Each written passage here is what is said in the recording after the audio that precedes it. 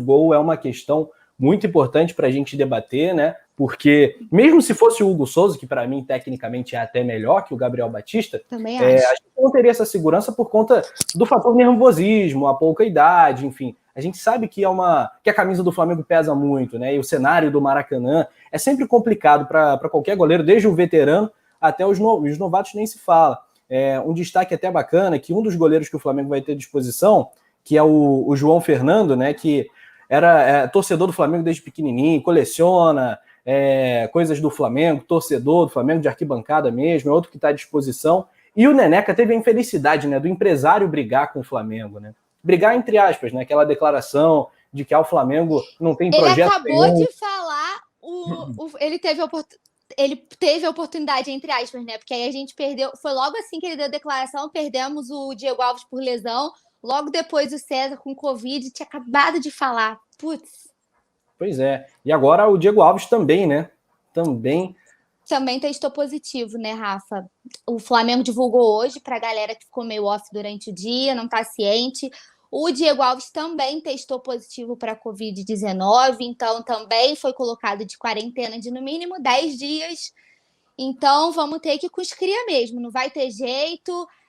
Confiar, né, nos nossos meninos, nos nossos garotos do Ninho, confiar na preparação de goleiro que vem sendo feita e torcer para a nossa zaga se encontrar, né, Rafa? Até para passar maior segurança, a gente debate que eu sempre gosto de falar que eu vi uma evolução muito grande na parte ofensiva, mas a parte defensiva ainda me preocupa um pouco, não acho que está tão encaixadinha. Então a gente precisa da zaga rufando amanhã para dar uma segurada, né, e ajudar a gente nesse período tendo que contar com os nossos goleiros da casa, porque infelizmente tivemos a má sorte dos 2 goleiros pegarem o Covid e terem que ficar afastados. Exatamente. E como é que foi a logística do Flamengo? Ele chegou na madrugada de quinta-feira para sexta, 3 da manhã, fez um treininho nessa sexta-feira, né? E está se preparando para o jogo que é amanhã às 5 da tarde. Provavelmente o Gabriel vai ser o goleiro, a gente vai colocar na tela a escalação provável para vocês. Agora, uma enquete rápida, né, para a galera que gosta de interagir e tal aqui no nosso chat, antes da nossa escalação. Não, primeiro a escalação, depois a enquete, né? Porque a produção já jogou na tela, então vamos nessa. Vamos lá, Paulinha. Gabriel Batista, Isla, Rodrigo Caio, Léo Pereira, Felipe Luiz, Gerson, Thiago Maia, Arrasca, Everton Ribeiro, Gabigol e Pedro Rocha. Que tal? Eu gosto. Como eu falei no nosso pós, eu acho que o Thiago Maia não sai mais desse time, não tem como sair, né, desse time, por tudo que vem jogando, por tudo que vem demonstrando. O Domi vai ter que dar um jeito de resolver e deixar o Thiago, da mesma forma como a gente fala que Everton Ribeiro e Arrasca não são um banco de jeito nenhum. Pedro Rocha foi uma grande surpresa para mim, Rafa, no último jogo. Achei um dos melhores da partida. Todo mundo jogou muito bem, né? Se a gente for elogiar individualmente, quase todos foram muito bem. Não tenho muito para falar mal de ninguém. Só mesmo que o Tuller, né, que entrou improvisado na lateral, a gente viu que não deu certo, assim como quando o Rodrigo Caio entrou improvisado, não deu certo. E o Gabriel Batista, né, que para mim no segundo gol ele deu uma entregada bonita, aquela falhada. Mas também estava sem ritmo, enfim, tudo isso interfere. Fora isso, achei o time muito bem. O Léo Pereira, que a gente sempre critica, quando tem que falar bem, a gente fala bem também. Não comprometeu, jogou bem. Rodrigo Caio, monstruoso, como sempre. Então, eu acho que é isso aí. A tendência, se o Domi não vier com maiores surpresas para cima da gente amanhã, é a gente entrar com esse time, fazer uma partida de segurança. E Gabigol amanhã, filho. Menos de 3 nem comemoro. Vamos voltar da má fase com hat-trick. O que tu acha? É isso. Sobre o Pedro Rocha, é aquilo, né? Tá com farol de xenon no retrovisor do Bruno Henrique. O Bruno Henrique agora, que curioso, né? Quem apostaria nisso? Agora é o seguinte, eu vi muita gente no início do ano também criticando o Pedro Rocha, não entendeu a contratação. Gente, o Pedro Rocha no Grêmio era um jogador espetacular quando ele apareceu para o futebol no Grêmio, fazendo gols importantes em finais. Ele tinha uma questãozinha, um defeito na finalização, que ele errava alguns gols e tal. Mas ele acabou consertando isso, mas é um jogador que tem um drible espetacular ali na beiradinha de esquerda do campo. O cara é diferenciado mesmo. E no futebol brasileiro, assim, os melhores pontas estão no Flamengo, até porque o Dudu saiu. Então, o Pedro Rocha é um cara que mantém o nível, tá? Com todo o respeito ao Bruno Henrique, que é ídolo e tal. O Pedro Rocha não tem essa condição de ídolo. Existe uma questão hierárquica, sim, né? Não adianta falar que não, porque é complicado, né? Qualquer jogador que chega no time que foi campeão de tudo, Brasileiro e Libertadores, no ano seguinte, sabe que vai enfrentar um banco de reservas, um processo de transição. Por exemplo, existe um debate Pedro ou Gabigol. Agora, Paulinha, depois de tudo que o Gabigol fez, ele tá... Como que tu vira... Pô, Gabigol, esquenta o banco aí pra mim rapidinho que eu vou entrar. Cara, e assim, eu acho o Pedro fantástico, tá? É um reserva de luxo, assim. Acho que o Pedro fede a gol. Sabe aquele centroavante que fede a gol? Ele entra, tu tem certeza que ele vai balançar as redes, né? Mas aí você... Gente, o Gabigol, além de... Ele podia ter feito uma temporada, Rafa, bizarra no ano passado. Só os 2 gols da Libertadores, você já não conseguiria tirar o cara. Uhum. Considerando tudo, como que tu vira e fala assim, senta ali no banco com o Cadinho? Não tem como, sabe? Não tem como barrar, não tem como. O Vicente falando aqui que o Pedro no banco, depois do que fez quarta, seria triste. Mas a gente precisa entender a hierarquia e com essa... E agora o Domi tá mexendo mais, né, Rafa? No último jogo fez as 5 substituições, então também existe a possibilidade do Pedro entrar também, de qualquer forma, na partida no final, o Gabigol sair um pouco para dar uma poupada para o próximo jogo, que agora é um jogo em cima do outro, mas não tem como você tirar o nosso camisa 9, o nosso artilheiro, não tem como, né? Pois é muito difícil. Eu acho que a discussão que deve ser inicialmente técnica, ela é razoável.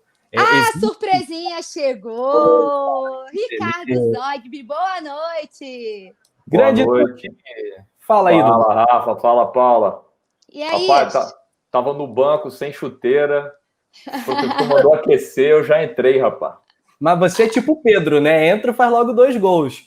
Pô, assim espero, bora já lá. chega de voadora no like, né? De voadora no like, bora lá, galera. Poxa, cara, e você chegou na hora perfeita, porque se você é o nosso Pedro... que vocês estão falando, cara. Se você é o nosso Pedro que entra e resolve, né? Que chega e vai lá e mete gol, é o seguinte, estamos exatamente nessa discussão Pedro e Gabigol, né? A questão da hierarquia é uma questão a ser discutida. A personalidade do Gabigol, que é um jogador muito emocional, né? Um jogador que tem o poder de incendiar positivamente e às vezes até negativamente o grupo. O que você acha dessa condição de titular absoluto do Gabigol? Ela existe ou o Pedro pode sim assumir essa condição de titular, ou isso não vai acontecer com o Domi?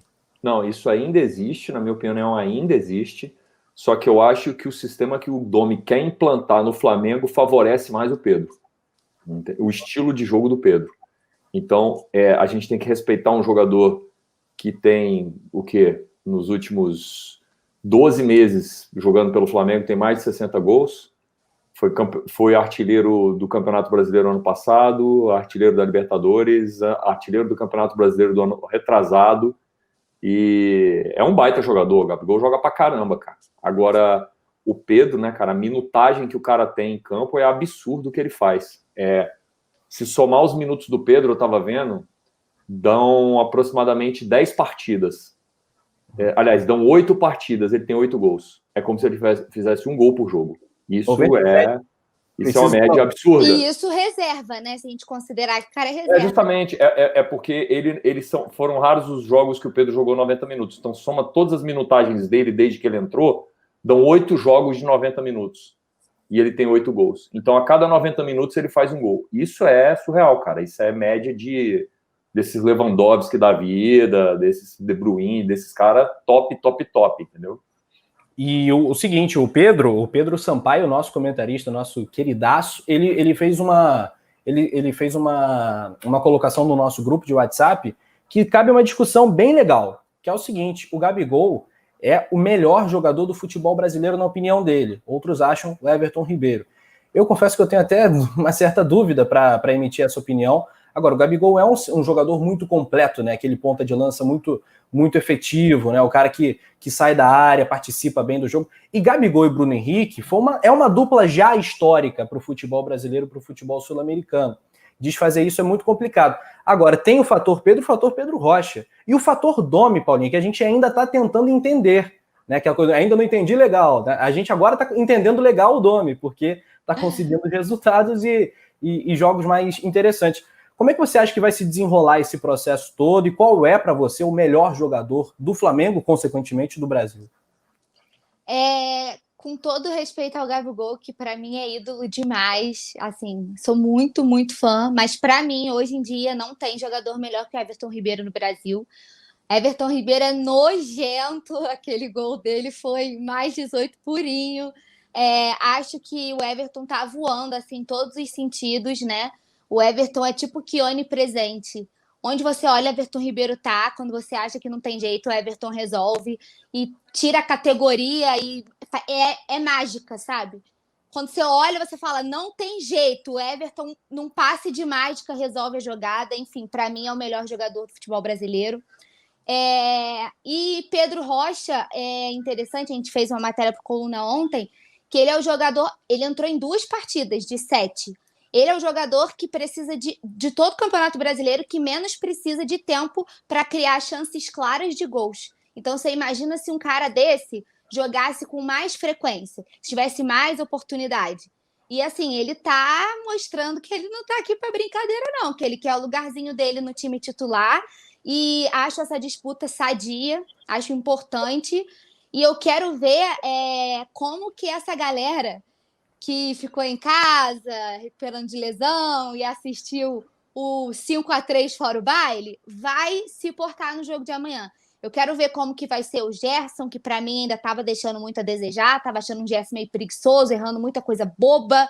Sabe assim, até hoje não superei que ele deixou o PP correr sozinho naquela gol, que ele não correu na marcação. Então, assim, tá meio lento ainda, tá errando muita coisa boba. Bruno Henrique, eu quero ver como é que essa galera volta depois de ter visto o show, porque para mim o Flamengo deu um show no jogo contra o Bahia, muitas triangulações e acho que ofensivamente melhorou muito. Até na própria defesa eu também já vi uma evolução. Não tá longe do ideal, eu acho que ainda temos que acertar alguns pontos na defesa, mas o time em si tá jogando muito bem e eu quero ver como que eles vão entrar em campo amanhã, se vai estar galera com mais disposição, mais sede para lutar por essa vaga aí, porque não tá mole ser o Domi não. Ainda bem que aqui a gente só palpita, quem escala é ele. A responsabilidade, filho, é toda dele lá, que ele que tem que lidar com os problemas sozinho.